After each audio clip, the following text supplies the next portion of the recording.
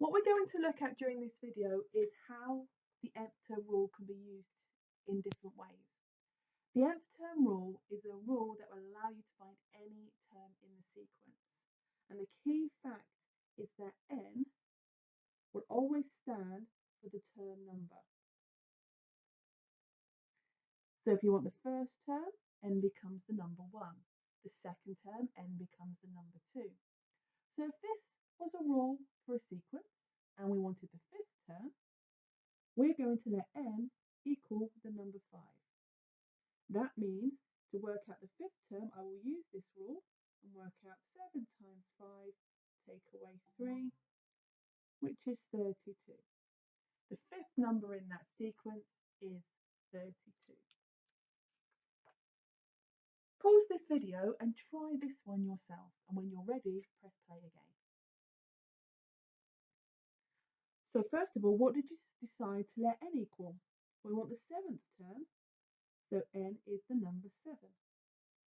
So I need to do 6 times 7 plus 2, which is 44.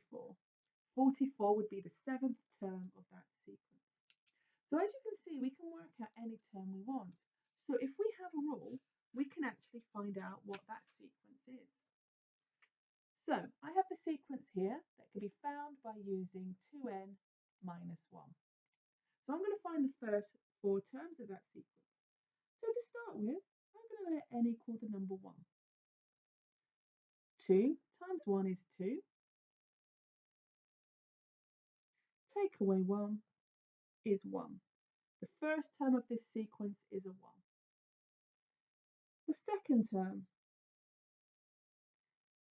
2 times 2, take away 1, which will give us 3.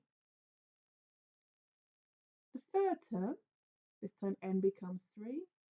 2 times 3 minus 1 is 5. And then lastly, n equals 4. 2 times 4 minus 1 is 7. So this sequence would be 1, 3, 5, 7. I don't know, the next one will be 9, then 11. And the important thing to also note, if you remember from your finding the nth term rule, this number here is always the gap between the numbers. And that's actually worked out here in this case as well.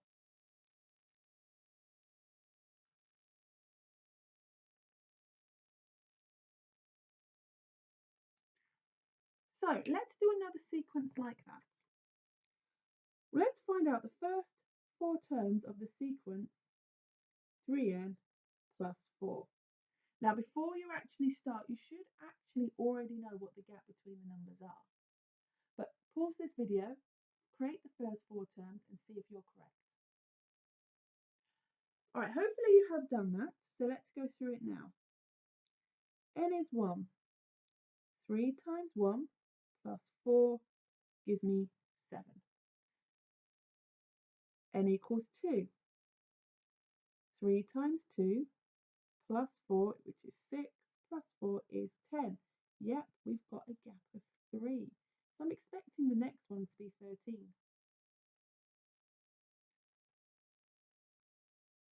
And it is.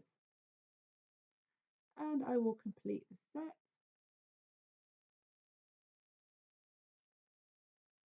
And there we go. Our gap between the numbers should be 3. And it is. So this number here, the number in front of the n, will always tell you the gap between the numbers. Just like the gradient when you're dealing with a straight line graph tells you what the numbers would go up by. Same here. In a sequence, the number in front of the n will tell you what the numbers would go up by. So I have a sequence of 4n plus 5, and I want to know where in the sequence is the number 41. So this, be careful. The question says which term has the value of 41. I am not asking you what the 41st term is. So this is my sequence. And I need to know whether this will ever come out with the number 41. So I'm going to solve this equation, starting off by taking away 5. And to get rid of the 4, I'm going to divide by 4. So that means 41 is the 9th term of the sequence.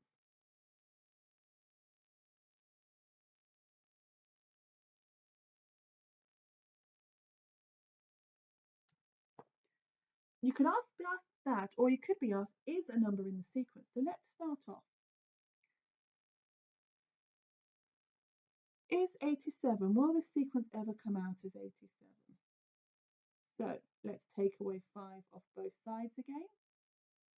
And n equals 82 divided by 4, which is 20.5. Now, in any other situation, that would be absolutely fine, but not in a sequence.